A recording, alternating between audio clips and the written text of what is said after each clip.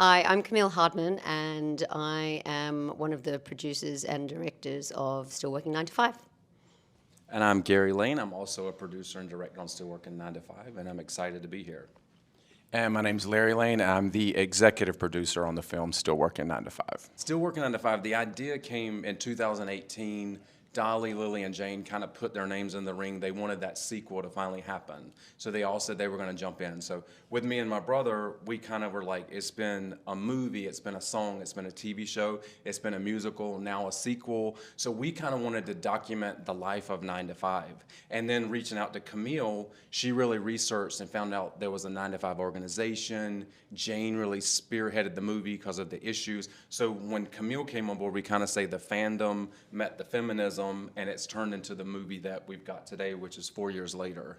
So it's been a long journey. I was going to say the thing that shocked me the most, and it also shocked a lot of people, is that women still aren't in the Constitution, which is just unbelievable in 2022. So a lot of people don't realize that the ERA got blocked in '82 and it's never gone back in. So that was the big thing for me.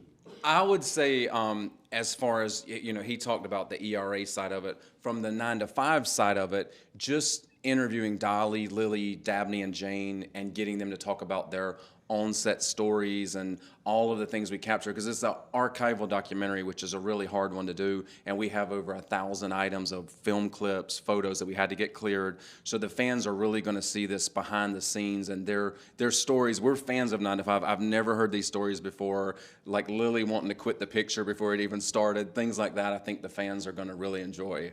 And Lily was actually a secretary, so a lot of stuff that happened in the movie had actually happened to her, so we were learning things along the way. Women had never really carried a picture in 1980, so it was a big deal that Bruce Gilbert, who was Jane's producing partner, he said, the women are the star of this picture.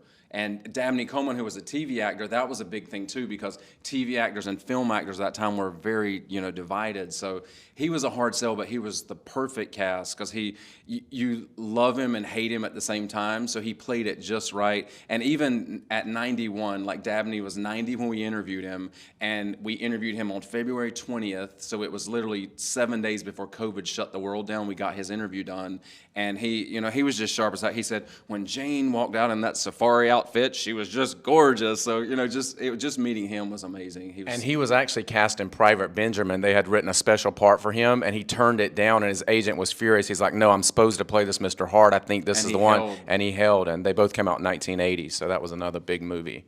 And Dolly, really, Steve Summers is her creative manager. So we were working with Shane McAnally in Nashville, and Steve said, why don't you try to play around with 9 to 5 and see if you could do something with it? So then 3 months later, we had this amazing new version, and when Dolly heard it, she wanted to make it into a duet, so we got Kelly Clarkson. Wait, you skipped the lady. Okay, so Steve played it to Dolly just with the lady they had picked to sing it, and she squealed and absolutely loved it. So 3 days later, we get a call from Steve Summers, and he says to me and Larry, he goes, will you guys sit down? So we sit down, and he goes, Dolly has had a spiritual awakening. And I was thinking to myself, I don't know what the hell that means, but here we go. And he said, Dolly thinks this should be a duet, and she knows exactly what she's going to do with it. And then she went in the studio, and then Kelly came on board. And we always joke, we could make a documentary on the making of the duet. Yes. Because it was a whole separate beast on the side, but it all worked out to where we are right now.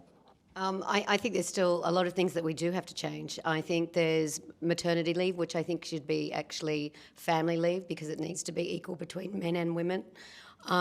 A lack of promotions. I think there still needs to be a huge amount of promotions for women to reach equality and equal pay. And also, we all know about sexual harassment.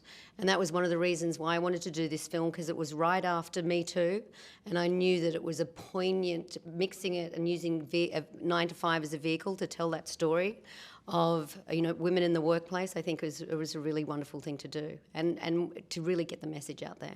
Well, it was 4 years in the making, so we didn't really know where we were going to land. So when we landed at South by Southwest, and then we heard it was going to be in person for the first big festival in 2 years, was amazing. And then we didn't know that Dolly was going to create a Dollyverse and release NFTs and come to the festival, which all of these things just feel like they've fell into place. And so we do have a sales agent, and everyone will see the film today at 3:45 is the world premiere, the Sunday matinee. So then we're going to see where we go from there as far as a streaming platform. But a really great thing with the duet, because the audiences here at South by Southwest get to hear it first because no one's ever heard the duet.